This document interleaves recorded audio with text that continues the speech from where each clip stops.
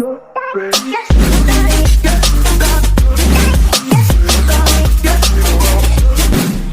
day everyone, so I am Cadet Captain Kerwin Pescadero, Flight Leader of Flight Charlie from 501st Squadron 5th Air Group.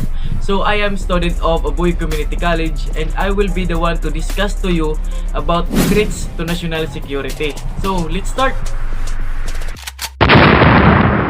For the overview of this topic, so we have defining national security vision, fundamental elements, and national security challenges. And lastly is National Security Council.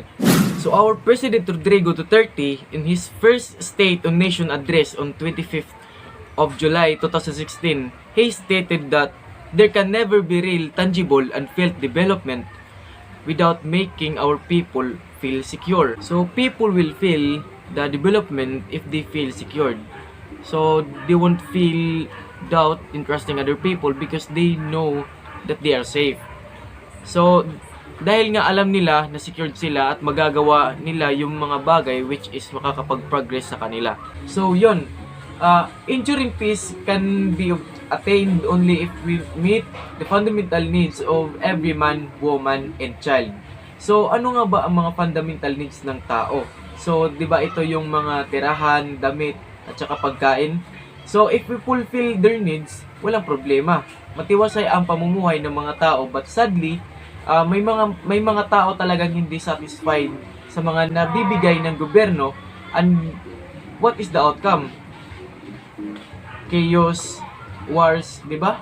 So, yun. So, next is national security. What is national security?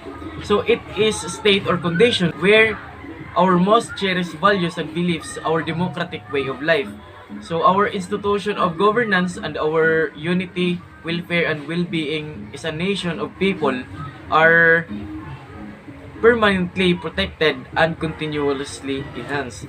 Ito yung pagkakaroon ng seguridad ng isang bansa, hindi po lamang sa teritoryo at mga tao. Sangkop din dito yung mga traditions and beliefs of our country ng ating iniingatan. So, yun. So, our President Rodrigo Duterte stated that my dream is all that Filipino will say they are Filipinos, no longer from left to right, moral rebels or terrorists, and live in peace. We will strive to have a permanent and lasting peace before my term ends. That is my goal, that is my dream. The main goal of our president is to have a peaceful life, di ba? And we should follow him and participate well kasi ang sarap mabuhay sa mapayapang lugar. So, yon. So, next is national security vision. So, ano nga ba ang vision o gusto nating makita o maranasan in the future? So, a security and prosperous nation wherein the people's welfare, well-being, ways of life, and core values, government institutions, territorial integrity, and sovereignty. They are protected and enhanced and confident of its place in the community of nations.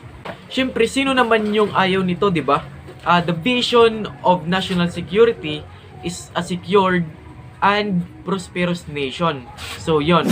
So, in 2040, we will enjoy a stable and comfortable lifestyle. Is secure in the knowledge that we have enough for our daily needs and respective expenses, that we can plan and prepare for our children's future.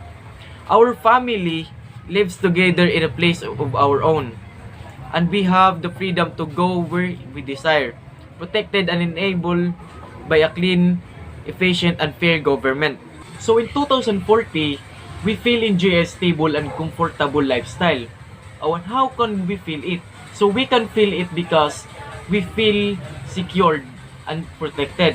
Yung malaya tayong gawin yung lahat, malaya tayong makakapaglakad sa kahit saan na gusto nating puntahan na walang inaalalang kapahamakan. So, yon. Our President Rodrigo Duterte, in his inaugural speech on June 30, 2016, he stated that love of country subordinate of personality interest to the common good, concern and care for the helpless and impoverished.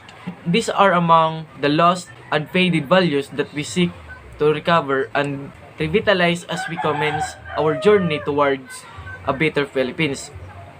So ang pagmamahal sa bayan, pagkakaisa para sa kaayusan, ang pagtulong. So ito yung mga kaugaliang unti-unti nang nawawala na kung saan pinagsisikapan na mabalik para sa kaunlaran ng ating bansa.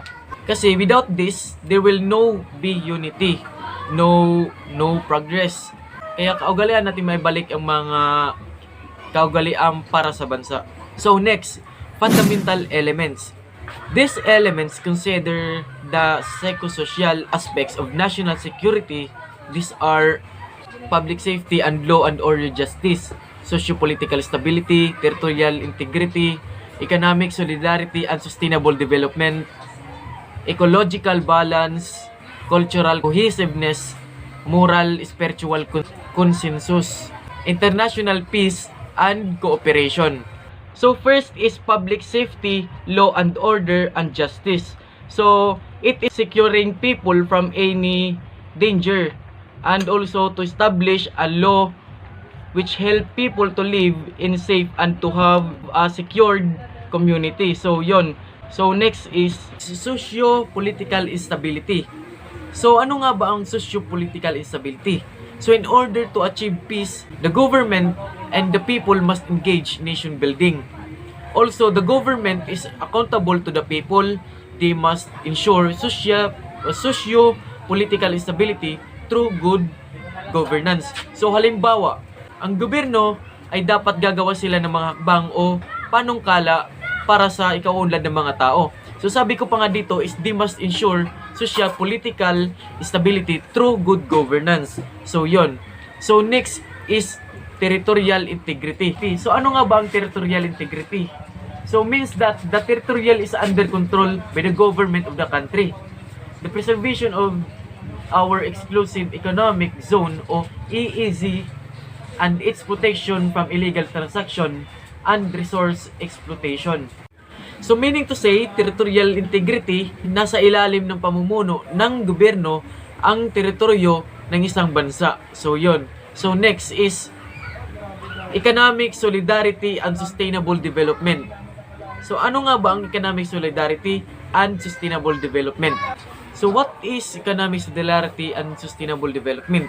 So it is to build economic to be strong, which is the capable and to support national endeavors and to improve the economic system for themselves and future generations. Sa madaling salita, ito ay ang pagbuo ng malakas na ekonomiya para matugunan ang pangangailangan ng mga tao at sa susunod na henerasyon. So yon. So next is ecological balance. So ano nga bang ecological balance? So it is to support the development that is environmental sustainable for the benefit of the nation and the people. So yon. So next is cultural cohesiveness. So ano nga ba ang cultural cohesiveness? Means that this implies the collective sense of value by the Filipinos to the principles of freedom and human dignity of a person. So sa madaling salita, ito ay ang pagbibigay halaga sa dignidad ng isang tao. So next is moral spiritual consensus. So ano nga bang moral spiritual consensus? So it is the people become proud of their country and their culture and traditions and also their history. So ito yung mga taong naging proud sa kanilang country and also sa kanilang paniniwala. So yun. So next is international peace and cooperation. So ano nga ba ang international peace and cooperation? So it is that the national security engendered and sustained through the harmonious with our neighbors and all allies. So yun. So that is the under of fundamental elements. So next, another inaugural speech of our President Rodrigo Duterte on June 30, 2016. He stated that there are amongst us who advance the assessment that the problem that bedevil our country today which need to be addressed with urgency are corruption, both in high and low echelons of government, criminality in the streets, and the rampant sale of drugs. For I see these ills as more symptoms of a violent social disease that creeps and cuts into the moral fiber of Philippine society. I sense a problem deeper than any of those mentioned or all of them put together. Erosion of faith and trust in the government. That is the real problem that confronts us. So yon. So ang ibig sabihin na inimungkahi ng ating president na si Rodrigo Duterte ay yung mga iba't ibang problema which is observed the country. So yon. So next is national security challenges. So first is internal environment, second is external environment. Internal threats. So these are the challenges which is observed inside the country. So first is law and order and administration of justice. So this is the challenges on how the law is being enforced, on how the administration works. So next is internal armed conflict. So it refers the violence involving confrontation. So ito yung mga taong hindi sumasang-ayon sa pamamalakad ng gobyerno at sa ating presidente. So ito yung mga grupong MILF, NPA o CPP or NDF. So MILF is the Moro Islamic Liberation Front, is a group based in Mindanao, Philippines, seeking an autonomous region of the Moro people from the central government. So the group has a presence in the Bangsamoro region of Mindanao, the Solo Archipelago, Palawan, Busilan, and other neighboring islands. So yon. So next is NPA. The New People's Army or NPA or Bagong Hukbong Bayan, abbreviated NPA or BHB, is the armed wing of the Communist Party of the Philippines. So NPA is one of the key of figures in the ongoing CPP, NPA, NDF rebellion in the Philippines. So the longest ongoing conflict in the country. So next is terrorism and transnational crimes. So ano nga ba ito? Terrorism is an unlawful use of forms or violence against persons or property to intimidate or coerce a government or a citizens to further certain political, social objectives. So yon. So ito yung mga taong hindi sumasang-ayon sa pamumuno ng gobyerno. So kung kumbaga ito yung mga against sa mga administration. So yon. So first is Abu Sayyaf Group or ESG. The Abu Sayyaf Group or ESG is a violent Muslim terrorist group operating in the southern Philippines. So some ESG or Abu Sayyaf groups leader allegedly fought in the Afghanistan during the Soviet invasion and are students and proponents or radical much larger Moro. The group split from the much larger Moro National Liberation Front in the early 1990s under the leadership of Abdurrahak Aburakar Janjilani, who was killed in clash with Philippine police in December 1998. His younger brother, Gaddafi Janjilani, replaced him as a national nominal leader of the group. So, the ESG engages the kidnappings for ransom, bombings, beheadings, assassinations, the extortion. The group's stated goal is to promote the independent Islamic State in Western Mindanao and thus the Solo Archipelago areas in Mindanao or areas in the southern Philippines heavily populated by Muslims. So next is Bangsamoro Islamic Freedom Fighters or BIFF. So also known as the Bangsamoro Islamic Freedom Movement, is an Islamist militant organization based in Mindanao, Philippines. It is a smaller player in overall Moro insurgency in the Philippines and most active in the Mindanao and other places in the central Mindanao. So next is Maoti Group or ISIS. So the Maoti Group, also known as the Islamic State of Lanao, was a radical Islamist group composed of former Moro Islamic Liberation Front guerrillas and foreign fighters led by Omar Maoti, the alleged founder of a Dawla Islamiyah or Islamic State based on Lanao del Sur, Mindanao, Philippines. The group which Philippine Army brigade commander characterized as terrorist had been conducting a protection racket in the remote settlements of Butig, Lanao del Sur. It had clashed on several occasions with armed forces of the Philippines troops.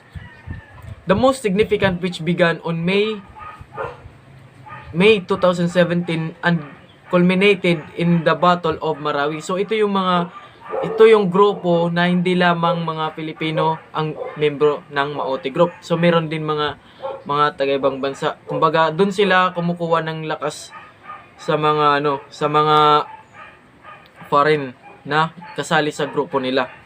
So next is economic and social threats. So ito yung mga nakakaapekto sa ekonomiya at sa ating komunidad. So una is grave incidents of poverty. So ito yung mga kahirapan. So pangalawa is economic sabotage. So ito yung pakikipagsabuatan na nakakapagpababa ng ating ekonomiya. So pangatlo is graft and corruption. So syempre ito yung tungkol sa mga corruption.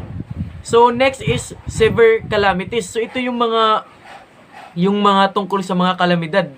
So lastly is the persistent environment degradation. So it means the destruction of ecosystem like pollution. So yung mga nakakasira ng ating kalikasan. So yon. So next is external threats.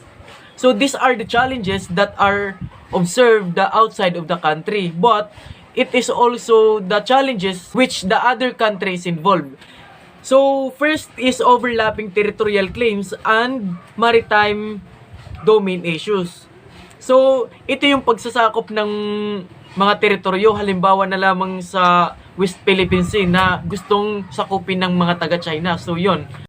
So the second is the global and regional geopolitical issues. So it is the international or national relations that involves politics. Last is global uncertainties and proliferation of weapons of mass destructions. So this is the spread of weapons of mass destruction. So yon. So next is other strategic issues. So first is the rising threat of cybercrime. So ito yung pagtaas ng crime rate through online or electronics. So next is climate change. So ito yung mga pagbabago ng panahon. And pangatlo is yung institutional concerns. So ito yung mga concerns that may negatively impact growth of government services in our country. So yon. So next is National Security Council. So is the Philippine President's principal forums for considering national security and foreign policy matters with his senior national security advisors and cabinet officials. So in Commonwealth Act number 1 is the original policy basis the national security program of the Philippines. So it mandate and establish of a Council of National Defense to advise with the President on all matters of national defense policy, with membership consisting of the President, all living former presidents, the vice presidents, the head of each executive department, the chief of staff, and 6 other members to the designate by the president.